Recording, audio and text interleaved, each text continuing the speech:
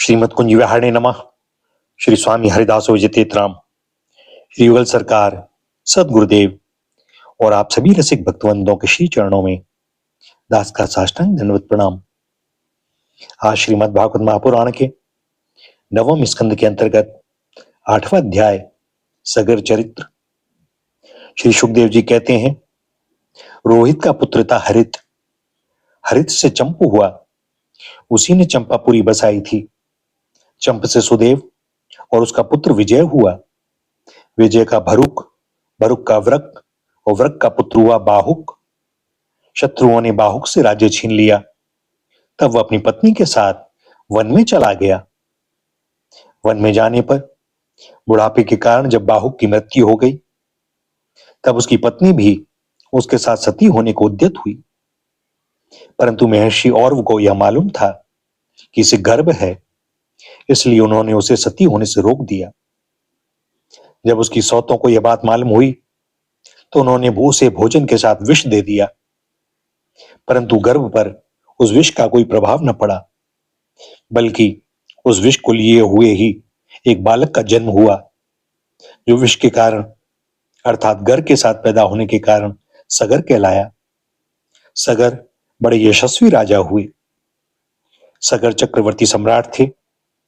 उन्हीं के पुत्रों ने पृथ्वी खोदकर समुद्र बना दिया था। सगर ने अपने गुरुदेव औरव की आज्ञा मानकर तालजंग, यवन, शक, हेय और बर्बर जाति के लोगों का वध नहीं किया, बल्कि उन्हें विरूप बना दिया। उनमें से कुछ के सिर मुड़वा दिए, कुछ के दाढ़ी मूछ रखवा दी, कुछ को खुले बालों वाला बनवा दिया, तो कुछ को आधा मुड़वा दिया। कुछ लोगों को सगर ने केवल वस्त्र ओढ़ने की ही आज्ञा दी, पहनने की नहीं, और कुछ को केवल लंगोटी पहनने को ही कहा, ओढ़ने को नहीं। इसके बाद राजा सगर ने और ऋषि के उपदेशानुसार अश्वमेध यज्ञ के द्वारा संपूर्ण वेद एवं देवतामय आत्मस्वरूप सर्वशक्तिमान भगवान की आराधना की। उसके यज्ञ में जो घोड़ा छोड़ा गया था, उसे इंद्र ने चुरा लिया। उस समय महारानी सुमति की गर्भ से उत्पन्न सगर के पुत्रों ने अपनी पिता के आज्ञा अनुसार घोड़े के लिए सारी पृथ्वी छान डाली। जब उन्हें कहीं घोड़ा न मिला, तब उन्होंने बड़े घमंड से सब ओर से पृथ्वी को खोद डाला। खोदते खोदते उन्हें पूर्व और उत्तर के कोने पर कपिल मुनि के पास अपना घोड़ा दिखाई दिया।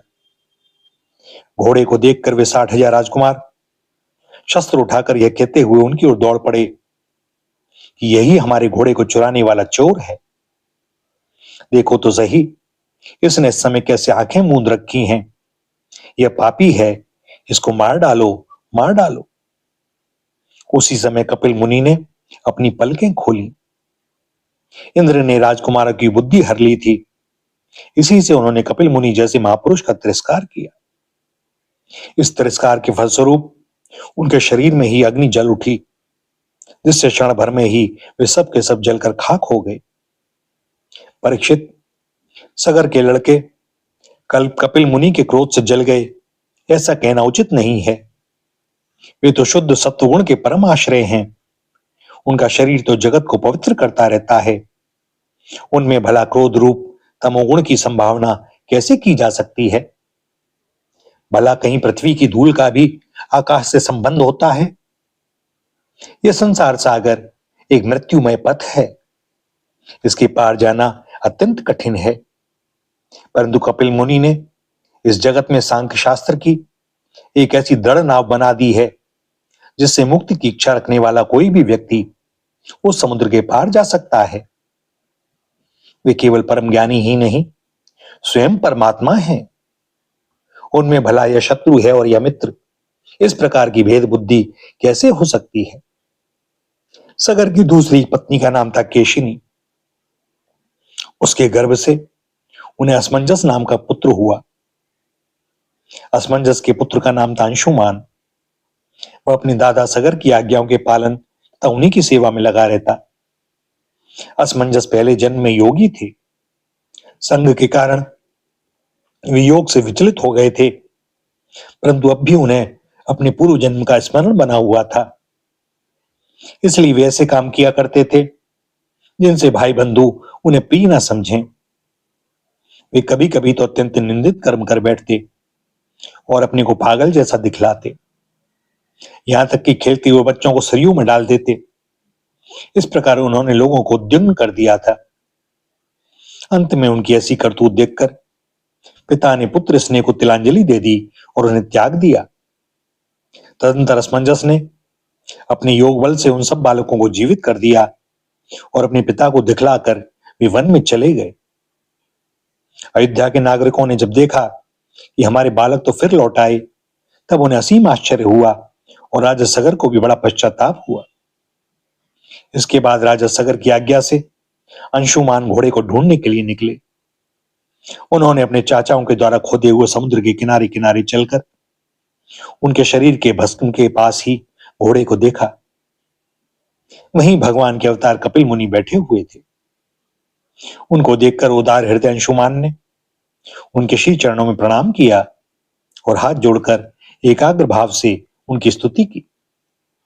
अंशुमान ने कहा, भगवान, आप अजन्मा ब्रह्मा जी से भी परे हैं, इसलिए वे आपको प्रत्यक्ष नहीं देख पाते। देखने की बात तो अलग रही, वे समाधि करते करते एवं युक्ति लड़ाते लड़ाते हार गए, किंतु आज तक आपको समझ भी नहीं पाए। हम लोग तो उनके मन, शरीर और बुद्धि से होने वाली सृष्टि के द्वारा बने हुए अज्ञानी जीव हैं, तब भला हम आपको कैसे समझ सकते हैं। संसार के शरीरधारी सत्वगुण, रजोगुण या तमोगुण प्रधान हैं।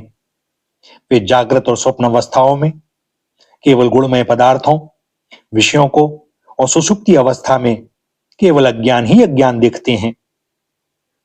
इसका कारण यह है कि वे आपकी माया से मोहित हो रहे हैं। वे बहिर्मुख होने के कारण बाहर की वस्तुओं को तो देखते हैं, पर अपने ही हृदय में स्थित आपको नहीं देख पाते। आप एक रस ज्ञान घन हैं। सनंदन आदि मुनि जो आत्मस्वरूप के अनुभव से माया के गुणों के द्वारा होने वाले भेदभाव को और उसके कारण अज्ञान को नष्ट कर चुके हैं, आपका निरंतर चिंतन करते रहते हैं। माया के गुणों में ही भूला हुआ मैं मूढ़ किस प्रकार आपका चिंतन करूं। माया, उसके गुण और गुणों के कारण होने वाले कर्म एवं कर्मों के संस्कार से बना हुआ लिंग शरीर आप में है ही नहीं। न तो आपका नाम है और न तो रूप। आप में न कार्य है और न तो कारण। आप सनातन आत्मा हैं। ज्ञान का उपदेश करने के लिए ही आपने यह देह धारण कर रखी है। हम आपको नमस्कार करते हैं। प्रभु, यह संसार आपकी माया की करामात है। इसको सत्य समझकर काम, लोभ, ईर्ष्या और मोह से लोगों का चित्त शरीर तथा घर आदि में भटकने लगता है। लोग इसी के चक्कर में फंस जाते हैं। समस्त प्राणियों की आत्मा प्रभु, आज आपके दर्शन से मेरे मोह की वह दृढ़ फांसी कट गई जो कामना, कर्म और इंद्रियों को जीवन दान देती है। श्री सुखदेव जी कहते हैं, परीक्षित, जब अंशुमान ने भगवान कपिल मुनि के प्रभाव का इस प्रकार गान किया, तब उन्होंने मन ही मन अंशुमान पर बड़ा अनुग्रह किया और कहा, श्री भगवान ने कहा, बेटा, यह घोड़ा तुम्हारे पितामह का यज्ञ पशु है। इसे तुम ले जाओ। तुम्हारे जले हुए चाचाओं का उद्धार केवल गंगा जल से होगा और कोई उपाय नहीं है। अंशुमान ने बड़ी नम्रता से उन्हें प्रसन्न करके उनकी परिक्रमा की और वे घोड़े को ले आए। सगर ने उस यज्ञ पशु के द्वारा यज्ञ की शेष क्रिया समाप्त की। तब राजा सगर ने अंशुमान को राज्य का भार सौंप दिया और वे स्वयं विषयों से निष्प्रह एवं बंधन मुक्त हो गए। उन्होंने महर्षि औरव के बताए हुए मार्ग से परम पद की प्राप्ति की। भैया, यहां नवम स्कंद के 8वें अध्याय का समापन होता है और दास को कृपा कर अनुमति दें वाणी को विराम देने की। आगे उनकी जैसी इच्छा। श्री राधा, श्री राधा, श्री राधा।